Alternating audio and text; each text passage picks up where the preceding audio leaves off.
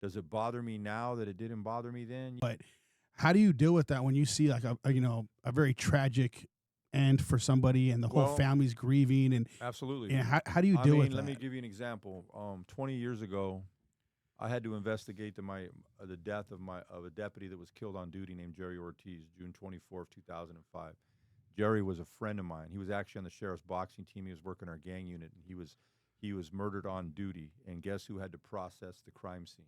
I was one of the detectives that had to process that crime scene. But at the time, you have to give your best and you have to get into work mode.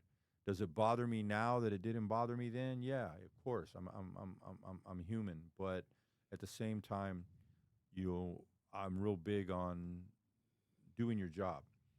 Doing your job, even when the circumstances, or doing the right thing, even when the circumstances don't benefit you. That's what I signed up to do. And I had to give him and his family my best. And it wasn't a time for me to fall apart because there were other people that so they could grieve that we did our job.